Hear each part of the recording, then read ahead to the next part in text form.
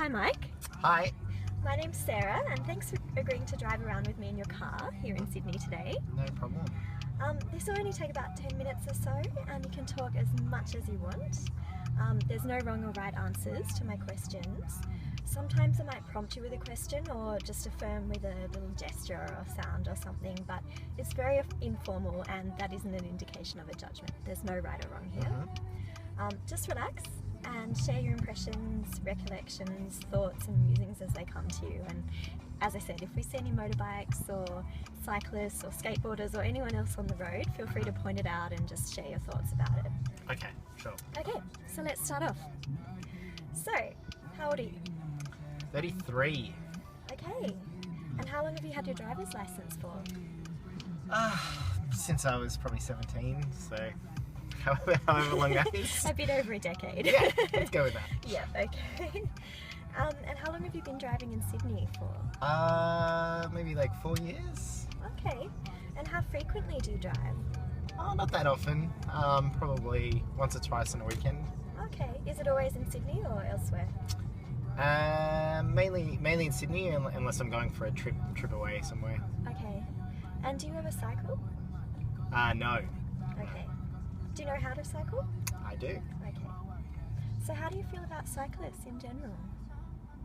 Oh, I think it's a good way to get fit and stay healthy, and I think it's somewhat easier to get around. So cyclists in general, well, I'm okay with them. Are you okay with them on the road? I am if they respect the fact that cars go faster than them. So I think I'm okay as long as they get out of the way when they're going very slow in a lane.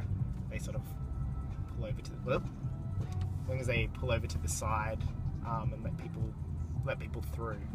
I think I get frustrated when they sit in the middle of the lane and are going a lot slower than a car.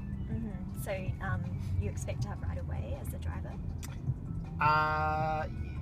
In that instance, yes, I would say so.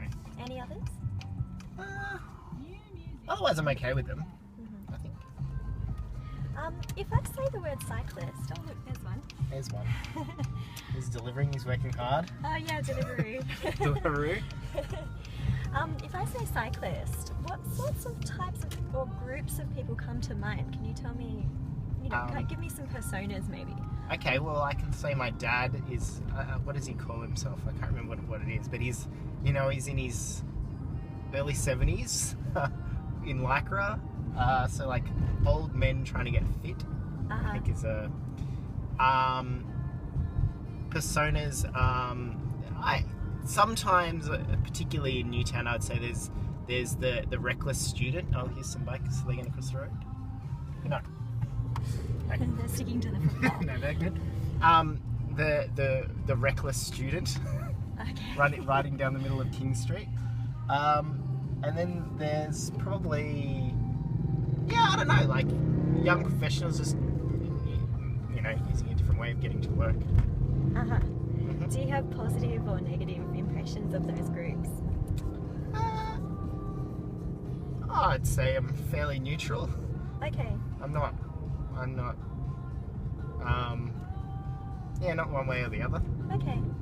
By the way, we just saw some bikes riding on the footpath back there. How do you feel about that as opposed to the road?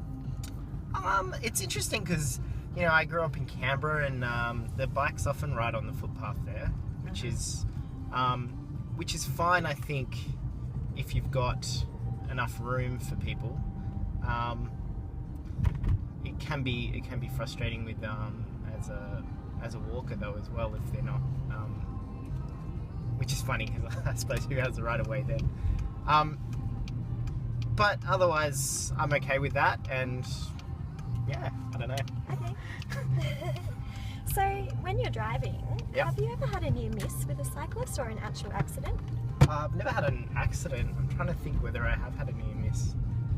I don't think I have actually. Okay. So, have you ever found cyclists annoying when you're driving? I think I've worried about getting too close to them. Particularly when you're on a thin road like not like this, but a thinner road, and you've got to pull into the other side of the road a little bit because the cyclist is going a lot slower than the car. So, that can be a little bit nerve-wracking because you got to try and watch out for them on the side, and so I sort of that makes me nervous. Otherwise, it's not too much of an issue. So when you see a cyclist like that, you said it makes you feel a bit nervous. Do you typically, is your first reaction like your gut feeling to try and slow down, or is it to speed up and try and pass them really quickly so you don't have to deal with them anymore? I slow down and I'll sit there for a while, and then say it's this road, and you're sort of creeping along, be like, I got to get to the other end faster. So I'll slow behind them for a while, and then I'll probably go, okay, here's an opportunity, and quickly sort of pull out past them. Yeah. Okay. So in that case, like, I guess in some of these really narrow roads, it's not always possible to have a cycle path. Would you prefer that they're on the footpath on those occasions, or are you happy to share the road? Well, the footpaths aren't good enough, I don't think, for the cyclists to be on, because especially around here, like Newtown, you've got the trees growing out of the footpath, and it's just too hard, I think. So I think you're gonna have to share the road with them. Okay. So you're okay with that? I'm okay with that. I think in Newtown in general, you've got to be a little bit, well, in this area, you've got to be a little bit more conscientious. I think you've always got to give way to lots of different cars and stuff because nobody can fit past in most of the roads. So I think that, okay, so you're understanding and feel patient, mostly. Mostly. Yeah. I think the times when I don't are when I've been, say, driving in Canberra before on a sort of more main road, and it's, you could be going 80 kilometers an hour, and a cyclist is in that road going 30 or 40, and that can be a bit frustrating. I think in the city it's a little bit, it's probably accepted a little bit more. That guy's just across the road, cyclist, and he's walking bike. with it. Yeah, that's very polite. That's one thing I do notice sometimes, though, is that, and it's only sometimes, I'm not saying it's all the time, but you sometimes see like cyclists like right up to a light, and then when it's red, then they become pedestrians, and that frustrates me a little bit. Okay, so it's like rules when you want the rules to apply. So do you think it would be better if cyclists also had some some road training like you did when you were learning to drive? Yeah, I think particularly around here, probably, yeah. And well, I don't know, can they get fines for doing stuff like that? Maybe. Recently in New South Wales, they've just changed the road rules, and that's affected some shared road arrangements. So, for instance, cars have to now give at least a metre berth when they're passing a cyclist on sort of quiet roads, and on highways it's 1.5 meters. And there's higher penalties for cyclists who don't really obey the road rules as well. Did you know about that? No, I didn't. What do you think about that? I think that's good. Well, that's good. Okay. Makes sense. So, you mentioned you learned to drive quite a long time ago. Did you get any training as part of receiving your driver's license about road sharing with motorcyclists and cyclists? Well, I can't really remember, to be honest. I don't think so. Did you feel equipped for that when you hit the road, and do you now? Yeah, I do. I feel pretty fine with bikes around. I do look out for them.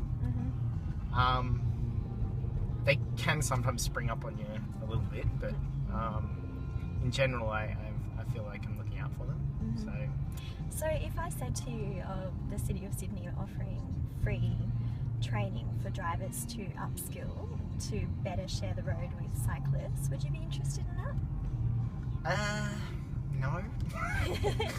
What about if I incentivised you with some extra points for your licence if you took the course? Well, For me, that'd be nah, because for me, I haven't ever lost a point. So I'm sort of like, well, if I was struggling and I was on my last couple of points, yeah, for sure. But as I am right now, I think I've got the 12 points, so there's not really much point in me. Yeah. Mm-hmm. There's not much of incentive for me to do it. Can you think of anything at all that would make you want to do that, or is it a blank? It sounds like more of a chore to me. A free bike, maybe? What about cyclists? Do you think it would be a good idea if they had like a license, like a car, with points and things, like demerit points?